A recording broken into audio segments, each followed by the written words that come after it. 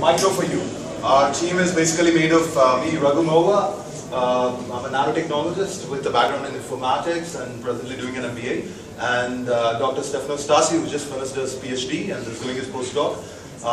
We have 3 business analysts on our team, one of whom is a psychologist, one of whom is a sociologist, and the other one who is an economist who does with market study and feasibility reports. Basically, to explain what exactly is Micro for You, we need to understand what is the healthcare global market, basically. We are looking at the present diagnostic market. It works in this manner. You have the patients, either from the third world or from the first world, who are directly in contact with hospitals or traveling hospitals or individual medical professionals or global organizations like WHO or Medicines Sans Frontiers. And they get directly in touch with those people and do the diagnosis either through transferment of samples or actual diagnostic doctors going over to the places of individual patients. And then our system comes over with a front-end GUI based on an app and a web-based system with the hardware supplements that are already existing in the market with mobile optimized microscopes and ophthalmoscopes.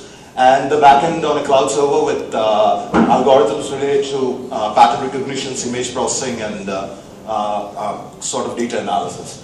And what is a major advantage is low cost and the flexibility. With this, you can have a person who is not very well prepared or who is not very well educated, actually like the chieftain of a village, or I don't know, some guy who is like the head of a community, actually having these devices and sending regular updates to the local teams in the third world countries who actually monitor the the progress of the communities as related to diseases which are very prevalent in the third world, basically. And now we go on to look at what are advantages in general. It's smartphone based, so obviously it's low cost and mobile as compared to the existing overinflated medical market around the world. And it's primarily targeted for third world countries because that's where the relative cost of medical diagnostics and medicine is, the impact is really felt. And the hardware basically read it is smartphone, ophthalmoscope and microscope attachments.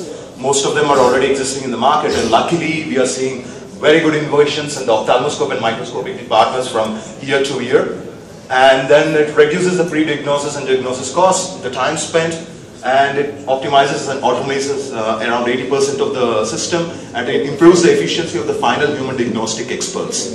And then the next one, we can see an idea of the UI flow of how it would actually work. Let's take an example of a child somewhere in India. I took it for obvious reasons. He needs an eye test to be done, and you don't have a medical professional. All you need is maybe the dad of the child or the person in the local community who takes a picture of the child's eye using the mobile attachment and sending the picture immediately for analysis to the local center or the local hospital or the local non-profit association. And then we do an automation analysis on this and you get the pre-results. And if the pre-results, if this is high probability of risk or the disease, which we are testing that for, that's when it gets sent to the physician, and also reducing the, the time spent per patient of the physicians.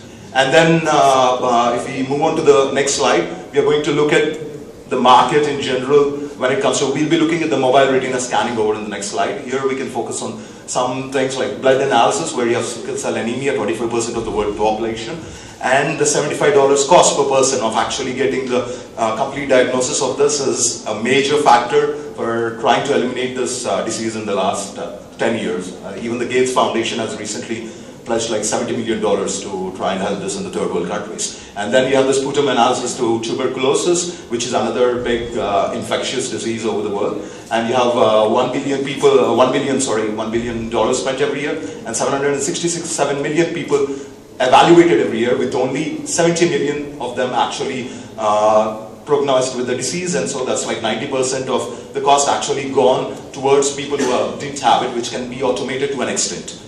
And then we go on to mobile retina scanning, which is something we're going to focus on right now. It's like for diabetes, it's 346 million people affected. Early detection has a 68% savings rate in the cost, and around $400 billion annually.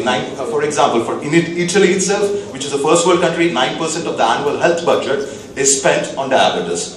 And hypertension, like 1 in 4 has hypertension. It's like we have seen studies where there's a 76% cost saving and 41% reduction in life risk with early detection. It's a $370 billion market.